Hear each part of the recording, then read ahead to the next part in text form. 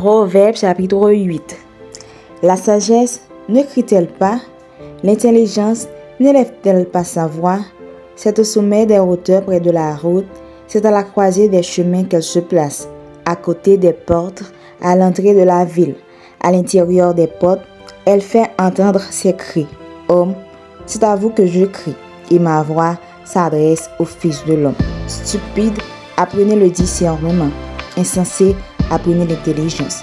Écoutez, car j'ai de grandes choses à dire, et mes lèvres s'ouvrent pour enseigner ce qui est droit. Car ma bouche proclame la vérité, et mes lèvres en ton horreur le mensonge. Toutes les paroles de ma bouche sont justes. Elles n'ont rien de faux, ni de détourné. Toutes sont claires pour celui qui est intelligent, et droites pour ceux qui ont trouvé la science. Préférez mes instructions à l'argent, et la science à l'or le plus précieux. Car la sagesse vaut mieux que les perles, elle a plus de valeur que tous les objets de prix. Moi, la sagesse, j'ai pour demeure le discernement, et je possède la science de la réflexion. La crainte de l'Éternel, c'est la haine du mal. L'arrogance et l'orgueil, la voix du mal, et la bouche perverse, voilà ce que je hais. Le conseil et le succès m'appartiennent. Je suis intelligente, la force est à moi. Par moi, les rois règnent, et les princes ordonnent ce qui est juste. Par moi, gouvernent les chefs, les grands, tous les juges de la terre. J'aime ceux qui m'aiment, et ceux qui me cherchent me trouvent. Avec moi sont la richesse et la gloire, les biens durables et la justice. Mon fruit est meilleur que l'or et l'or pur, et mon produit est préférable à l'argent. Je marche dans le chemin de la justice, au milieu des sentiers de la droiture, pour donner des biens à ceux qui m'aiment, et pour remplir leurs trésors. L'Éternel m'a créé la première de ses œuvres, avant ses œuvres les plus anciennes. J'ai été établi depuis l'éternité, dès le commencement, avant l'origine de la terre. Je fus enfanté quand il n'avait point d'abîme, point de source chargée d'eau. Avant que les montagnes soient affermies, avant que les conflits existent, je fus enfanté. Il n'y avait encore fait ni la terre, ni les campagnes, ni le premier atome de la poussière du monde. Lorsqu'il disposa les cieux, j'étais là.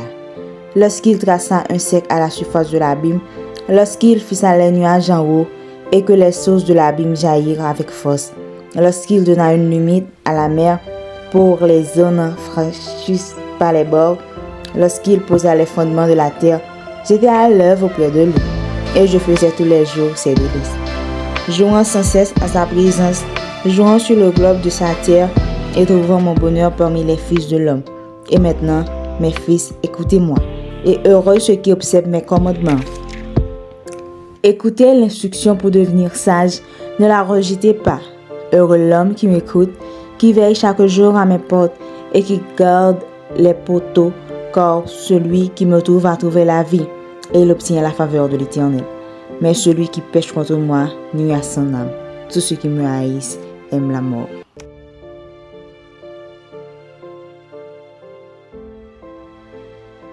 Proverbe chapitre 9. La sagesse a bâti sa maison, elle a taillé ses 7 colonnes. Elle a égorgé ses victimes, mêlé son vin et dressé sa table. Elle a envoyé ses servantes, elle crie sur le sommet des hauteurs que celui qui est stupide entre ici. Elle dit à ceux qui sont dépourvus de sens, venez, mangez de mon pain et buvez du vin que j'ai mêlé.